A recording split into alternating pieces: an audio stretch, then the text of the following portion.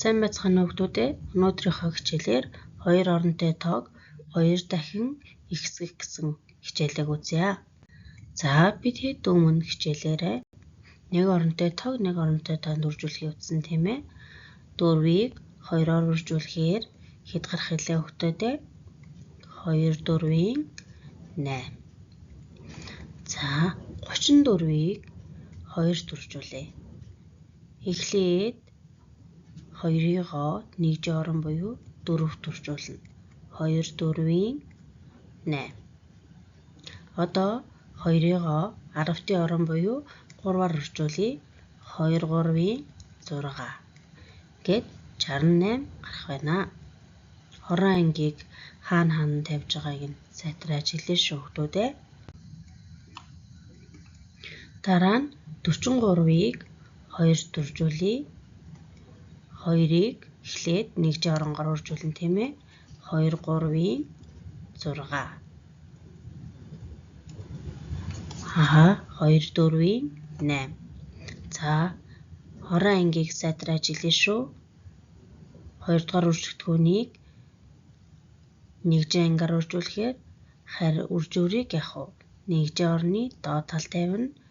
10-ын оронгоор үржүүлэхээр 10-ын орны доор тавина гэдгийг сайтар ажиллаарай.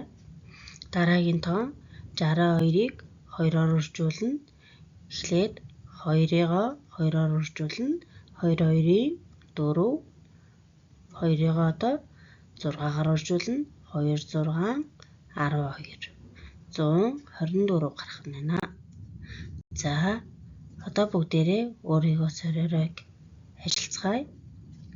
Дараах тоонуудыг 2 дахин ихсгээрэй гэж байна. За үүнийг бодохдоо дараах санамжийг баримтлаарай. Дахин ихсгээрэй гэвэл үрж хүлдэл хийнэ.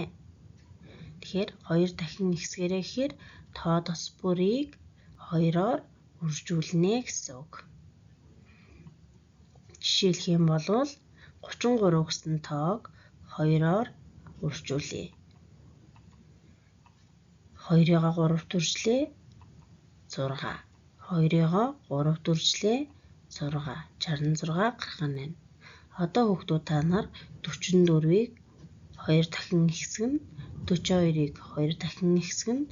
34, 64, 53, 35, 73, 71 гэсэн тоонуудыг 2 дахин ихсгээд бодоорой. За та бүхнийгээ зөв бодсон гэдэгт багш нь итгэлтэй байна. Гэрийн даалгаварт дараах тоонуудыг бодож ирээрэй.